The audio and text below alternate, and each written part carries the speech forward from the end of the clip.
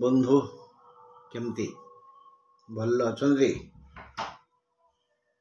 आम आज प्रथम टे डाकिबा जगन्नाथ को जगन्नाथ जगत नाथ जगन्नाथ जगत नाथ जगतर मालिक जगत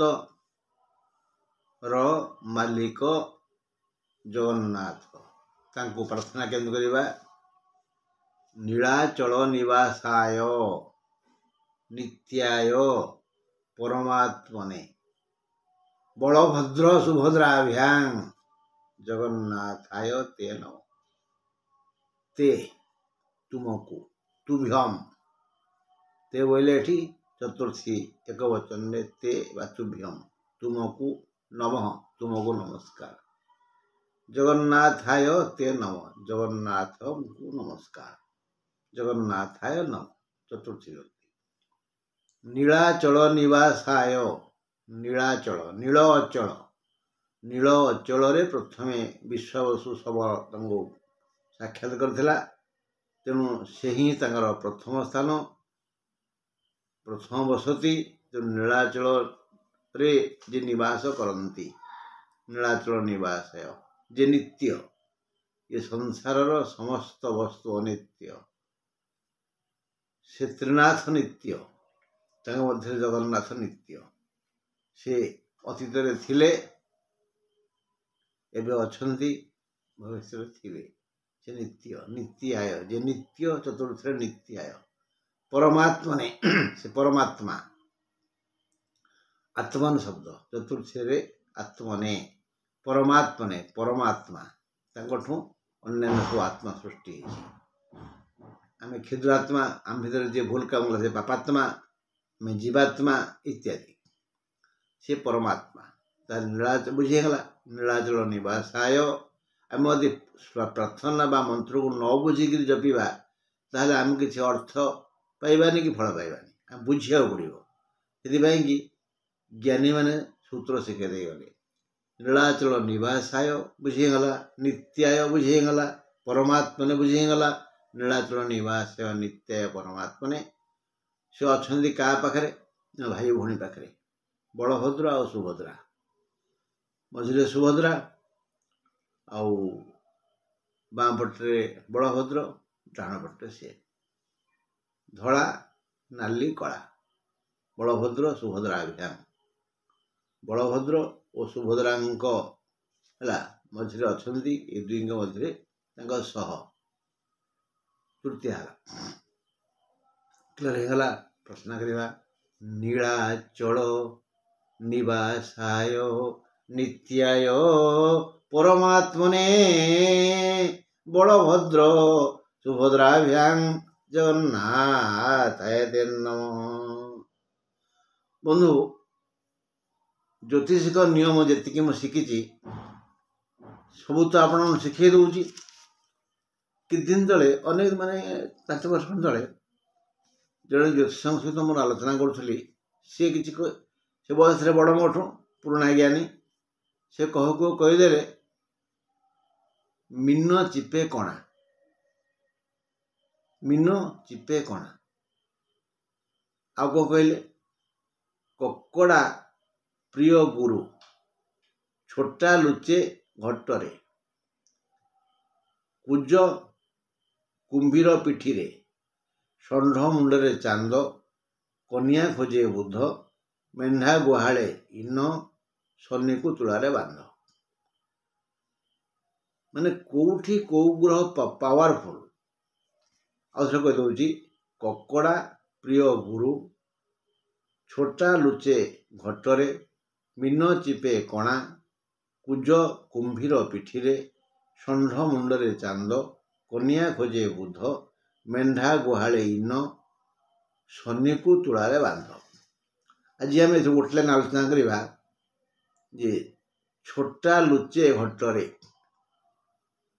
छोटा लुचे घटरे घट अर्थ कुंभ माठिया घट अर्थ कुंभ बा माठिया माठिया रे लुचे किए ना छोटा ଶନି ଶନି ତାଙ୍କ ଛୋଟା ସେ ଟିକେ ଛୋଟେଇ ଚାଲନ୍ତି ମାନେ ଧୀରେ ଚାଲନ୍ତି ତେଣୁ ଛୋଟା ଲୁଚେ ହଟେ। କହିବା ତାତ୍ପର୍ଯ୍ୟ ହେଲା କୁମ୍ଭ ଘଟ କୁମ୍ଭ ଶନିଙ୍କର ଏତେ ଭଲ ଯେ ସିଏ ସେ ଘରକୁ ଛାଡ଼ି ଯିବାକୁ ଇଚ୍ଛା କରନ୍ତିନି। ଆମକୁ ଯେମିତି ଗୋଟେ ଗୋଟେ ଖଟ ଗୋଟେ ଗୋଟେ ଚେୟାର ଭଲ ଲାଗେ, ଗୋଟେ ଗୋଟେ ରୁମ୍ ଭଲ ଲାଗେ, ଭଲ ଭଲ ଆସନ ଭଲ ଲାଗେ, ଭଲ ଖାଦ୍ୟ ଭଲ ଲାଗେ, ସେମିତି ତାଙ୍କର ଏକ ପ୍ରିୟ ଘର ହେଲା କୁମ୍ଭ। ତେଣୁ ସିଏ ହେଲେ ଛୋଟା ଖଞ୍ଜ ଅର୍ଥାତ୍ ଛୋଟା ଲୁଚେ ଘଟେ, ସେଇଠି ସେ ଲୁଚିବାକୁ ରହିବାକୁ ଭଲ ପାଆନ୍ତି। ଶନିଙ୍କର ନିଜ ଘର ମକର ଆଉ କୁମ୍ଭ ହେଲେ ମକର ଅପେକ୍ଷା ସେ କୁମ୍ଭକୁ ପସନ୍ଦ କରନ୍ତି। କାହିଁ କହ ଯେ ଶନିଙ୍କର ମଙ୍ଗଳ ପଡ଼େ ନା, ମଙ୍ଗଳ ଶନିକୁ ଦେଖିଲେ ଝଗଡ଼ା କରନ୍ତି। ଯୁଦ୍ଧ ପ୍ରିୟ ମଙ୍ଗଳ ମାନେ ମେଷ ବିଛା ରାଶିର ମାଲିକ କିଏ? ମଙ୍ଗଳ। ଏଇ ରାଶିର ଲୋକମାନେ ଯୁଦ୍ଧ ପ୍ରିୟ, କଳହ ପ୍ରିୟ। ତେଣୁ ଶନି ମକରକୁ ଦେଖିଲେ ମକରରେ ନିଜର ଆସନ ବିସ୍ତାର କରିଛନ୍ତି କିଏ? କୁଜ ମାନେ ମଙ୍ଗଳ। ମଙ୍ଗଳ ମକରରେ ଉଚ୍ଚ, ତେଣୁ ସେ ମକର ନିଜ ଘର ହେଲେ ବି ସେ ଘରକୁ ସେ ଅବହେଳା କରନ୍ତି। ଶନି ନିଜ ଘର ହେଲେ ବି ମକର ସେ ଅବହେଳା କରନ୍ତି। ଆଉ ମକରକୁ ଟକ୍କର ଦେବା ପାଇଁ ମାନେ କୁଜ ମଙ୍ଗଳକୁ ଶାସନ କରିବା ପାଇଁ ସେ ପାଖରେ କୁମ୍ଭରେ ସେ ରହିଲେ। ଦେଖିବା ତୁ ମୋ ଘରୁ ଅକବାୟ କରିଛୁ, ତୋ ମୁହଁ ଯଦି ମାନେ ବଙ୍କା ନ କରିଦେଇ ଖାଲି ମୁଥ ମାରି ମାରି, ତେଣୁ ସେ କୁମ୍ଭରେ ରହିଲେ। ବନ୍ଧୁ ଆମେ ମନେ ରଖିବା ଯେ ଯାହା ଜାତକରେ ଜନ୍ମ ଜାତକରେ କୋଷ୍ଠୀରେ କୁମ୍ଭରେ ଶନି ଅଛନ୍ତି ତାକୁ ସହଜରେ ସବୁ କଥା ମିଳିଯାଏ। ତା ପାଇଁ କୌଣସି ପ୍ରୋବ୍ଲେମ୍ ଆସେନି, ସମସ୍ୟା ଆସେନି। ଯଦି ଆସେ କ୍ଷଣିକ ପାଇଁ। ତେଣୁ ଆମେ ଆଲୋଚନା କରିବା କୁମ୍ଭ ଆଉ ଶନି। ଯଦି କୁମ୍ଭ ଘର କୋଷ୍ଠୀରେ ନବମ ଘର, ତାହେଲେ ସେଠି ଶନି ଅଛନ୍ତି, ତେବେ ଜାଣ ସେ ଜାତକ ଏକ ଭାଗ୍ୟବାନ ଜାତକ। ତେଣୁ ତମ ଜାତକରେ ଯଦି କୁମ୍ଭରେ ଶନି ଅଛନ୍ତି ତାହେଲେ ତମେ ଜଣେ ଭାଗ୍ୟବାନ ବୋଲି ନିଷ୍ପତ୍ତି ନେଇଯାଅ। ଦେଖିବା ନିଜ କୋଷ୍ଠୀ ଚକ୍ର ଦେଖ, ତୁମ ଜାତକରେ କୁମ୍ଭରେ ଶନି ଅଛନ୍ତି କି? ଯଦି ହଁ, ତେବେ ତୁମର କିଛି ଚିନ୍ତା କରିବାର ନାହିଁ, କିଛି ଚିନ୍ତା କରିବାର ନାହିଁ। ସମସ୍ୟା ଆସିବ ଆଉ ଯିବ, ତୁମେ ଖାଲି ଶୁଣିବ ଓ ଦେଖିବ, ମାତ୍ର ଅନୁଭବ କରିପାରିବ ନାହିଁ। ଯଦି କୁମ୍ଭ ଘର ଲଗ୍ନ ଠାରୁ ନବମ ମାନେ ନବମ ଘର କୋଷ୍ଠୀରେ ଯଦି କୁମ୍ଭ ଘର ନବମ ଘର, ତେବେ କଚ୍ଚେ ପୋବାର ଖାଲି ହାତକୁ ମାଲେ ମାଲ। ଜାତକ ଜଣେ ସ୍ୱାଧୀନ ଚେତା, କୁମ୍ଭ ଘର ହେଇଥିବ ନବମ ଘର ହେଇଥିବ ଆଉ ଯଦି ଶନି ଥିବେ ତାହେଲେ ଏଇ ଜାତକର ମାଲିକ ଜଣେ ସ୍ୱାଧୀନ ଚେତା ଆଉ ବଳିଷ୍ଠ ରାଜନୀତିଜ୍ଞ। ଏଇ ବ୍ୟକ୍ତି ବଳିଷ୍ଠ ରାଜନୀତିଜ୍ଞ, କ୍ରାନ୍ତିକାରୀ ନେତା, ଉଦ୍ୟୋଗୀ ପୁରୁଷ, କରିତ କର୍ମା। ଲଗ୍ନ ଠାରୁ ନବମ ଘର ହେଇଥିବ, କୁମ୍ଭ ହେଇଥିବ, ସେଠି ଶନି ଥିବେ, ତାଠେଇଁ ଗୋଟିଏ ପୁରୁଷର ଯେତିକି ସଦ୍ଗୁଣ ଆବଶ୍ୟକ ସେତିକି ସଦ୍ଗୁଣ ନିହିତ ରହିବ। ତା ସହ ଯଦି ବୁଧ ବା ବୁଧ ଦୃଷ୍ଟିରେ ଶନି ଥିବେ କୁମ୍ଭରେ, ସେ ବ୍ୟକ୍ତି ଅତି ବୁଦ୍ଧିମାନ। ଯଦି ଶୁକ୍ର ସହିତ ଥାନ୍ତି ବା ଶୁକ୍ର ଦେଖୁଥାନ୍ତି, ପ୍ରଥମେ ଆଲୋଚନା କଲେ ଏଇ ନବମରେ ଶନି ଯଦି ବୁଧ ସହିତ ଥାନ୍ତି ବା ଏଇ ନବମସ୍ଥ ଶନିକୁ ବୁଧ ଦେଖୁଥାନ୍ତି, ଶୁକ୍ର ସହିତ ଥାନ୍ତି ବା ଶୁକ୍ର ଦେଖୁଥାନ୍ତି, ତେବେ ତାଙ୍କୁ ଗୋଟିଏ ସୁନା କନିଆ ମିଳିବ।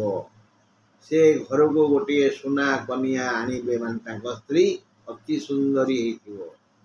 ଅଥବା ସେ ଝିଅ ତାହେଲେ ଜଣେ ସୁନ୍ଦର ରାଜକୁମାର ତାଙ୍କ ହାତ ଧରି ବୋହୂ କରି ଘରକୁ ନେଇଯିବ। ରାଜକୁମାର ତୁମ ହାତ ଧରି ତା ରାଜଉଆସକୁ ନେଇଯିବ। ଯଦି କୁମ୍ଭରେ ଶନି ତାହା 10ମ ଘର ଓ ସେଠାରେ ବୁଧ ଓ ଶୁକ୍ର, ତେବେ ଗ୍ରହ ତ୍ରୟ ମିଶି 3 ପୁରୁଷକୁ ଧନ ସଞ୍ଚୟ କରିବେ। କୁମ୍ଭ ହେଇଥିବ, 10ମ ଘର ହେଇଥିବ, ସେଠି ବୁଧ ଆଉ ଶୁକ୍ର ଥିବେ, ସେ ଏତେ ରୋଜଗାର କରିବେ 3 ପୁରୁଷ ପାଇଁ। ସିଏ ଖାଇବେ ପିଇବେ, ତାଙ୍କ ପୁଅ ଖାଇବ ପିଇବ, ତାଙ୍କ ନାତି ଖାଇବ ପିଇବ, ତଥାପି ସରିବନି। ମକର ପରି କୁମ୍ଭ ବି ଶନିଙ୍କର ଘର। ଯଦି କୁମ୍ଭ ରାଶି ଶନି ଯଦି ତହିଁ ଥାନ୍ତି, ମାନେ ଅଷ୍ଟମ ବ୍ୟତୀତ ମକର ଯଦି ଥାନ୍ତି ଶନି, ତାହେଲେ ମଧ୍ୟ ଭଲ। ଯହିଁ ତହିଁ ଜାତକର ଯହିଁ ତହିଁ 9ମ ଘର ହେଇଥିବ, 8ମ ଘର ନୁହଁ, ଆଉ ସେଠି ଶନି ଥିବେ, ତାହେଲେ ଭଲ। ତାଙ୍କୁ ବୃହସ୍ପତିଙ୍କ ଦୃଷ୍ଟି ଅଛି। ଶନି ଦୃଷ୍ଟିର 9ମ ଘର, କୁମ୍ଭରେ ନାହାନ୍ତି ମନେକର, ଅନ୍ୟ କୋଉଠି ଶନି ଅଛନ୍ତି, ତାଙ୍କୁ ଦେଖୁଛନ୍ତି ବୃହସ୍ପତି, ତାହେଲେ ଶନିର ସବୁ ଦୋଷ ବି କଟିଯାଏ। ତେବେ ଏହି ଶନି ଅତି ବଳି ହୋଇ କ୍ଷମତା ବିସ୍ତାର କରିଥାନ୍ତି। କୁମ୍ଭ ରାଶି ଶନି ତୁଳାରେ,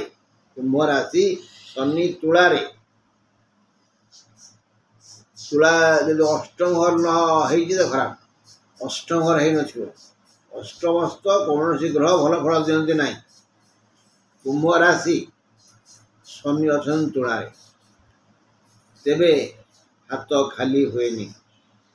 ଶନି ଯେଉଁ ସ୍ଥାନରେ ଥାନ୍ତି ସେ ଘରର ବିକାଶ କରିଥାନ୍ତି। କୁମ୍ଭ ରାଶି ଶନି 3ୟ, 6ଠ ବା 11ରେ ଅଛନ୍ତି, ମେଷରେ ନଥିବେ। ମେଷ ଘରେ ଶନିଙ୍କର ସ୍ଥିତିଟା ଭଲ ନୁହଁ। ମେଷ ଘର ଶନିଙ୍କର ନୀଚ ଘର। ସେ 3ୟ, 6ଠ, 11 ଘର ହେଇଥିବ, ମେଷ ହେଇନଥିବ, ଅନ୍ୟ ଯେକୌଣସି ଘର ହବ। କି 8ମ ଘରେ ହେଇନଥିବ, ମନେ ରଖିବା।